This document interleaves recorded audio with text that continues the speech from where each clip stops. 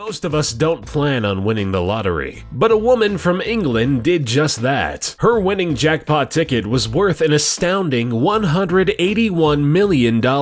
Great, right? Wrong. This unlucky woman played so often she had a routine. She would buy a ticket once a week and give it to her husband for safekeeping. But because she didn't have the physical ticket to compare the winning numbers to, she started tracking the tickets by writing them down on a separate sheet of paper. She would pick the same numbers every time she played the lottery. After years of not winning, she checked her numbers and finally, she'd won! Unfortunately this time, her husband had thrown the ticket away, and it was long lost in the trash.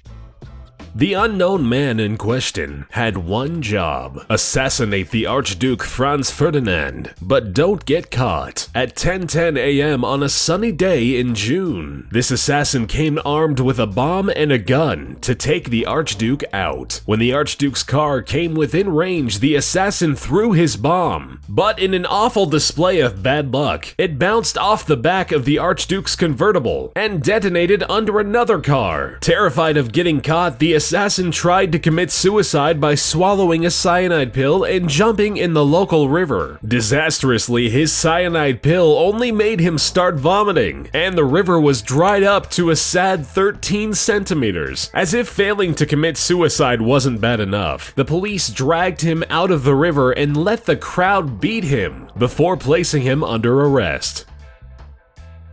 Sometimes people just don't know when to cut a loss. Melanie Martinez just might qualify after losing 4 homes to 4 hurricanes in the last 50 years. Most people would move after just one, but Melanie let hurricanes Betsy, Juan, George, and the infamous Katrina destroy her home one after the other. People question why she hasn't just moved already. But while she says she's thought about leaving, she just can't because she was born here. And Louisiana, well, it's home, as she says. But in 2012, Melanie thought her luck had turned around when the A&E reality show Hideous Houses called and said they were touched by her story. A&E offered to do a $20,000 makeover on her 5th home, and she took it. Tragically, just a few months later, the Category 1 Hurricane Isaac tore through and left her newly remodeled home in ruins. Now I've lost 5 houses to 5 storms, every time a wipeout, says the woman media now calls, quote, the unluckiest woman in America.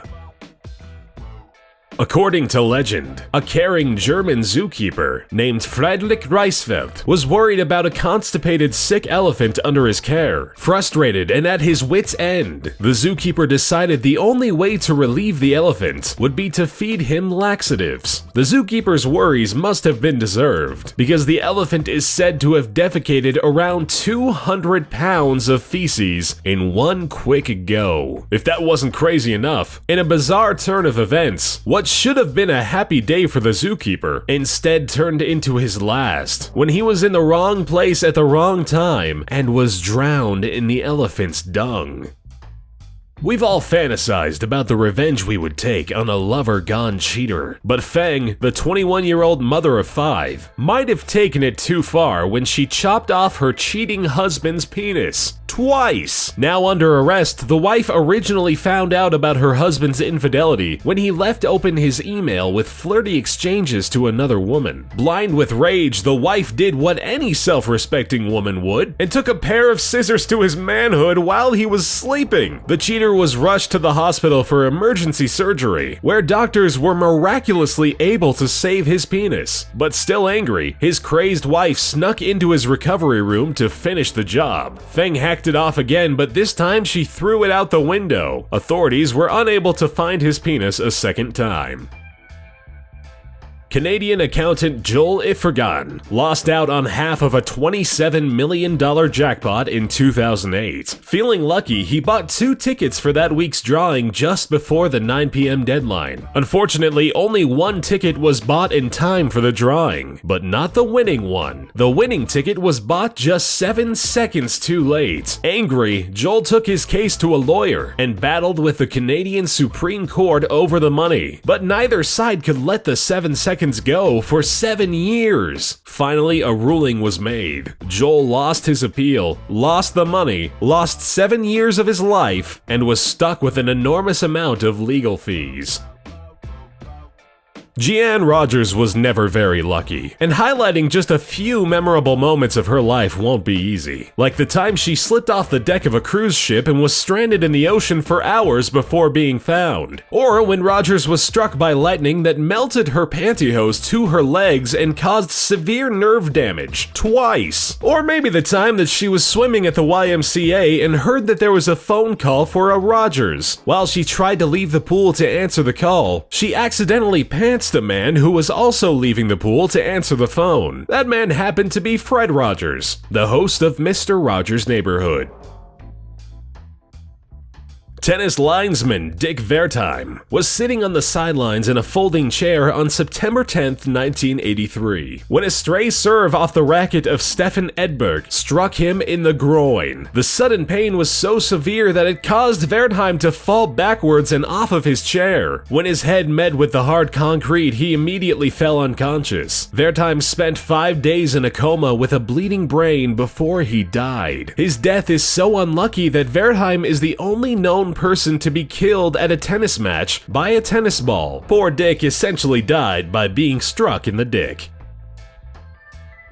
Henry Zeiglin's life is something out of a movie. In 1883, Zeiglin crossed fate and set off a chain of unlucky events by breaking up with his then-girlfriend. Destroyed by the heartbreak, she responded by committing suicide. This tormented her brother so much he hunted Zeiglin down and shot him. The killer brother, thinking Zeiglin was dead, then turned the gun and shot himself. But in a twist of events, Zeiglin had survived. The bullet had only grazed his face before lodging into a tree behind him. Years later, Zeiglin resolved to destroy the tree. He hatched a plan and decided that he would blow it up with dynamite. Incredibly, by chance alone, the explosion sent the bullet in the tree flying through Zeiglin's head, killing him instantly.